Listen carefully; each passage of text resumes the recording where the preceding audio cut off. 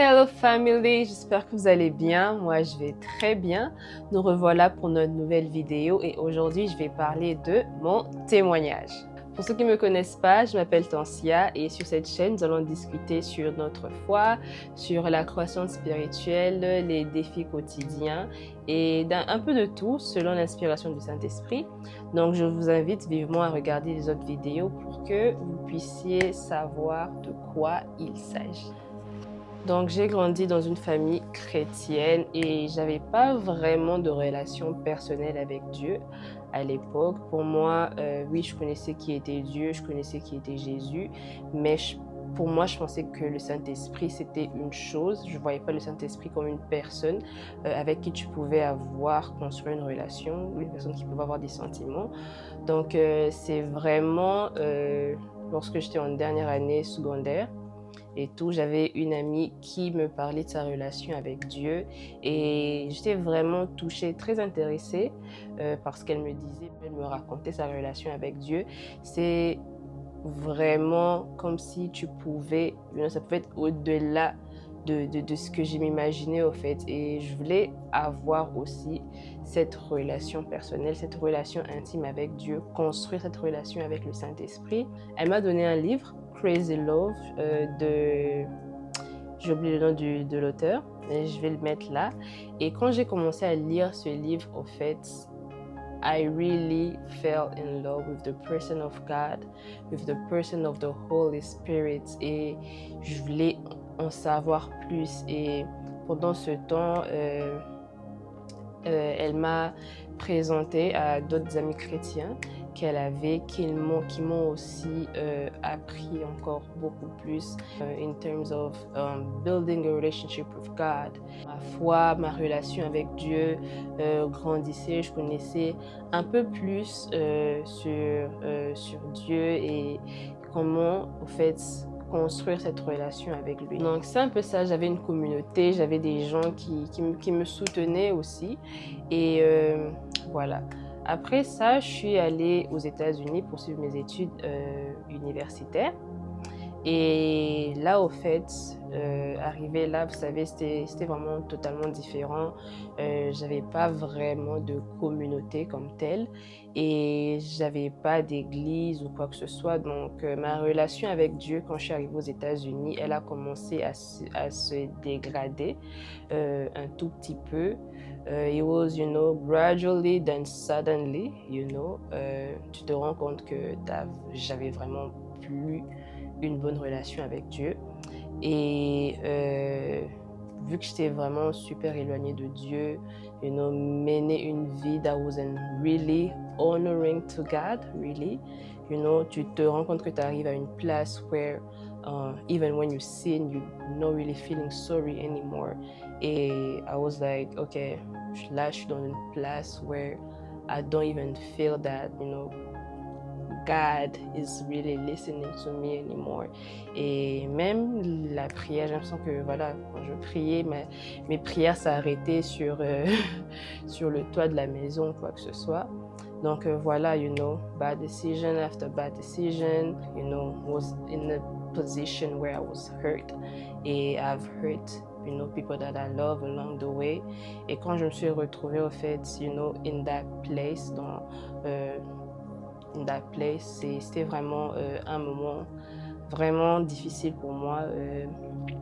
J'ai sombré dans la dépression totale et c'était vraiment une période noire. Quand tu traverses la dépression, en fait, t'as l'impression que tout ton monde est dans l'obscurité. C'est vraiment difficile pour toi de voir la lumière au bout du tunnel, tu vois. T'as vraiment plus la joie de vivre et tu t'isoles, au fait. Et c'est dans ce moment-là que l'ennemi vient en force te mettre des idées dans ta tête, de juste t'écraser encore, tu vois, parce que déjà t'es isolé et tout, t'as l'impression que personne te comprend et t'es juste dans ton petit monde noir, tu vois.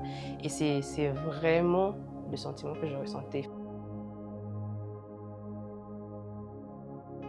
La dépression, en fait, c'est pas une émotion, c'est plus que dans ta tête seulement. ça affecte tout ton corps et ça Pendant ce change même la moment-là, il manière faisait dont tu vois m'attaquer le monde entier. constamment. Il m'attaquait constamment et il me mettait ses pensées dans la tête. Quand je traversais, je ne réalisais pas que ce n'était pas mes pensées, au fait. C'est maintenant que je suis en dehors que je réalise, au fait, ça, ce n'était pas ma pensée, ça, c'était vraiment la pensée du diable. Des pensées telles que t'es bonne à rien, tu ne mérites pas d'être heureuse, tu devrais mourir parce que si tu meurs, le monde sera bien sans toi. Tu vois, tout ça c'est faux, au fait, que Dieu ne t'aime pas, que Dieu ne t'aime plus et que voilà, t'es pas une bonne personne. Donc c'est le genre de pensées que j'avais dans ma tête et je me disais c'était mes pensées, que c'était vrai, ça devenait ma réalité. J'avais des pensées suicidaires aussi et j'étais arrivée au fait à ce point où je voulais juste en finir. J'étais vraiment fatiguée de mener cette vie. Cette vie où j'avais pas de joie, j'étais constamment dans l'obscurité. Et donc je me rappelle ce jour où j'avais décidé en fait d'en finir. I was like, you know what, I'm done. Today is the day, I'm just done. I just, I'm done with this life. Et je me rappelle, après avoir pris ce que je voulais utiliser pour mettre fin à mes jours, je suis arrivée dans ma chambre et là, j'avais tellement peur parce que au fond de moi, je voulais pas mourir, mais je voulais juste plus vivre en fait cette vie. Je voulais que les choses changent, mais pour moi, c'était impossible, tu vois, que les choses changent. Et j'étais là, je voulais essayer, mais j'avais peur. Et je pensais à ma famille. Je me disais, bah, ma famille, c'est même pas ce que je traverse en ce moment. Et là, dans ma chambre, j'ai juste, I cried to God. Et j'ai juste dit, God help me. I was just there, en train de pleurer. Et je disais, God help me. Et quand j'ai dit God help me pour la première fois, j'ai entendu Dieu me dire je t'aime Tansia. Alors il faut savoir que pour moi entendre je t'aime Tansia, c'était, je sais pas pourquoi il m'a dit ça, mais il faut savoir que en grandissant, j'avais développé un caractère assez renfermée. Donc, j'étais devenue beaucoup trop renfermée et j'avais pas vraiment l'amour de soi. Je m'aimais pas. Je me trouvais pas assez bien. Je me trouvais, je me trouvais pas assez bien. Period. So, pour moi, entendre je t'aime, Tansia, I was like, God, I don't need you to love me right now. I need you to help me. Et pour la deuxième fois, pendant que je demande à Dieu de m'aider, j'entends encore je t'aime, Tansia. Et j'étais là, genre, pourquoi tu m'aimes, en fait? Pourquoi tu m'aimes? Je suis pas une bonne personne. Comment tu peux m'aimer? Et tout. J'ai pas besoin de ton amour, Seigneur. Juste aide-moi. Et là, pour la troisième fois, j'entends je t'aime Tansia. Alors, en ce moment-là, non seulement j'entends je t'aime Tansia, mais je sens juste une présence envahir ma chambre et je ressens en fait de l'amour, mais c'était tellement profond. Je sais pas comment j'ai réalisé en fait que c'était l'amour de Dieu en ce moment-là, mais dans mon esprit, c'était ça en fait. Et là, je suis tombée et j'ai juste commencé à pleurer. J'ai jamais autant pleuré de toute ma vie. Je pouvais même pas m'arrêter. J'ai commencé à pleurer toutes les larmes de mon corps et je sais pas si je me suis endormie ou quoi parce que c'était la journée. Et à mon réveil, il faisait noir à l'extérieur. So, j'étais là, ok. En tout cas, cette présence m'a endormie. Good. Et à mon réveil, au fait, je me sentais légère. J'avais juste une paix en moi. Les choses extérieurement n'avaient pas changé, mais à l'intérieur de moi, j'avais cette paix. Et là, ça me rappelle juste d'un Bible verse qui dit « Venez à moi, vous qui êtes fatigués, et je vous donnerai le repos. » Je disais, malgré que autour de moi, les choses n'avaient pas changé comme ça du jour au lendemain, Mais j'avais, comme je disais, cette paix intérieure et j'ai pu trouver une église. Je vous dis, je cherchais une église depuis longtemps, je n'avais jamais trouvé d'église. Mais là, je tape sur Google, je trouve l'église, je suis là, ok, je vais aller voir l'église. Je vais voir l'église, en tout cas, très belle, très bonne église. Et j'ai pu construire une communauté. Et une autre chose aussi que le Seigneur a fait pour moi, c'est juste la présence de mon petit frère, au fait. Faut pas te prendre la tête là. Et tout sa présence, au fait, a juste aussi redonné, goût à ma petite vie. Et une autre chose que Dieu a fait pendant cette période, c'est peel off the layers, uprooting et déraciner tout ce qui n'avait pas été planté par lui. Comme j'ai dit, j'avais développé certains strongholds, comme le manque d'amour personnel et people pleasing. I was a people pleaser for most of my life. C'est des petits trucs comme ça que le Saint-Esprit a commencé à me montrer, a commencé à changer, enlever, transformer, travailler en moi. Et c'est pas pendant une petite période, hein, c'est jusqu'à aujourd'hui, ce travail est fait dans ma vie where the Holy Spirit shows me areas that I need to improve, things that I need to stop, things that I need to do. Et c'est vraiment un travail continuel. Au jour d'aujourd'hui, je peux dire que I've been set free. I've been set free from depression. I've been set free from people pleasing. I've been set free from so many things. Et je peux maintenant, grâce à Dieu, je peux maintenant me regarder, pas comme le monde me voit, pas comme je me voyais moi-même, mais comme Dieu me voit, au fait, knowing that, I'm wonderfully made, I'm loved by God, I am royal priesthood. Et l'accepter, au fait, non seulement pas comme mon sauveur, mais aussi comme mon Seigneur a vraiment changé ma vie. Je vais pas, I can't even tell you, when I think about where I was and where I am right now, it's just God, and I'm so blessed, I'm so grateful to have Him as my God. Et la raison pour laquelle je tenais vraiment à parler de mon témoignage, c'est parce que je sais qu'il y a beaucoup qui traversent la même chose. Vous serez surpris de savoir le nombre de personnes qui traversent ce que vous traversez ou qui traversent ce que vous avez traversé. Et je sais que quand tu traverses la dépression, c'est vraiment... t'as vraiment pas d'espoir, au fait. Tu as l'impression que c'est fini pour toi, c'est difficile d'en sortir, t'es pas compris et c'est juste tout noir autour de toi, ta vie n'a vraiment pas de sens. Et pendant ce temps, la tactique de l'ennemi, c'est de t'isoler. Donc dans ta tête, tu veux t'isoler, mais c'est pas toi qui penses, en fait. Et il met des pensées dans ta tête aussi, t'isoler pour t'attaquer, tu vois, parce que quand tu es seul, t'es vraiment une proie facile, tu vois. So, pendant ce temps, je sais que pour toi, c'est I'm no good, let me put myself away. Et pendant ce temps, c'est vraiment le temps où tu dois vraiment être avec les gens qui t'aiment, les gens qui... Et demander de l'aide aussi, en parler. Je sais que c'est pas facile d'en parler, mais en parler et surtout la chose la plus importante, donner à Dieu la chance de t'aider.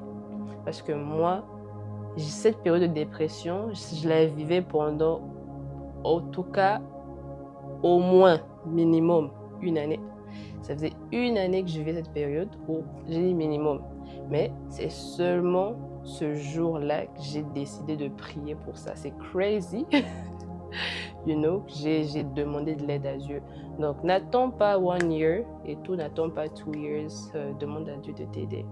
Ma prière, c'est juste, Seigneur, aide-moi. Je ne sais pas comment tu vas m'aider, mais juste aide-moi en ce moment.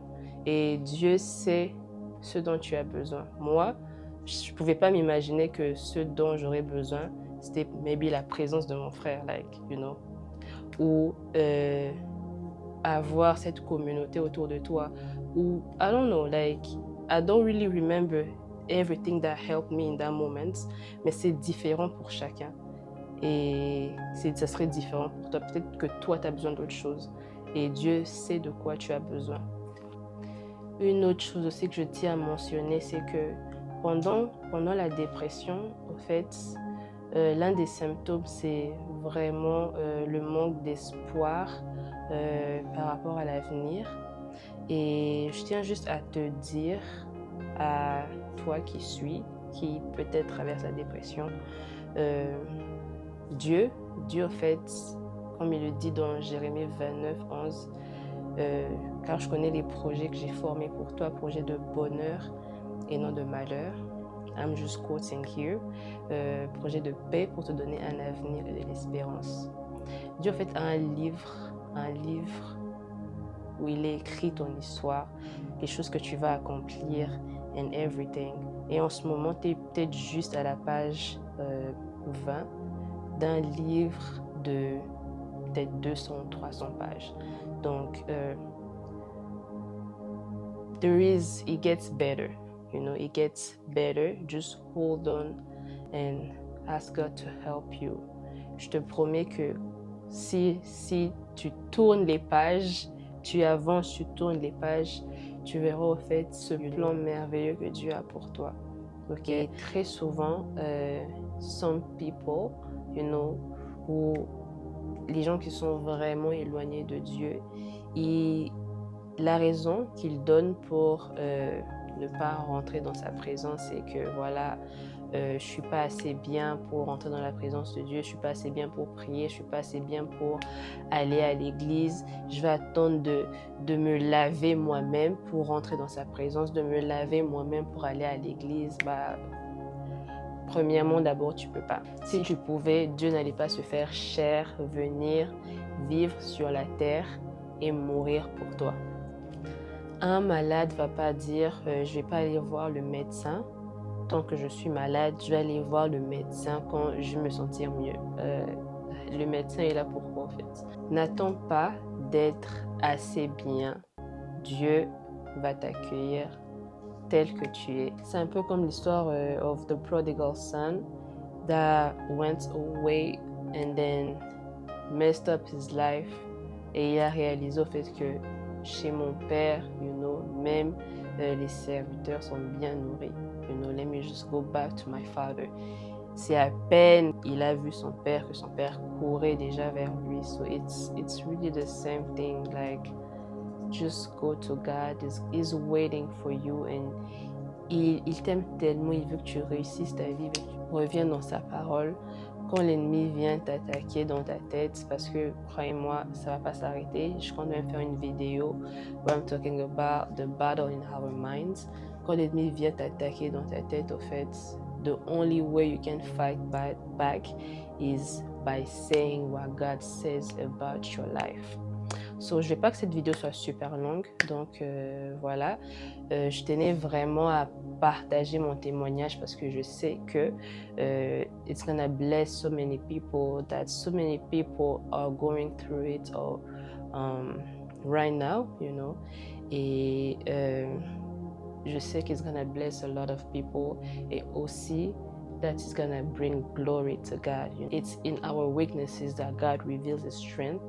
Et you know, just wanted to bring glory to God. Et j'espère que ce message, j'espère que ce témoignage va te bénir. Je t'invite à partager à quelqu'un qui sera béni by this testimony for sure. Écrivez dans les commentaires, partagez vos témoignages. Ne prive pas quelqu'un d'écouter ton témoignage parce que tu ne sais pas à quel point ça peut bénir. Moi, en tout cas, je vais pas vous mentir, parfois quand je vais sur les vidéos en YouTube ou even on social media et que je vois des témoignages, juste en lisant, en fait, I am blessed, you know, to know that someone went through what I'm going through and overcame it, you know. So yeah, there is power in our testimony. Il y a la puissance dans notre témoignage. Et donc voilà, j'espère que ce témoignage t'a béni. Et je te souhaite to have a blessed day. Love you guys. Bye.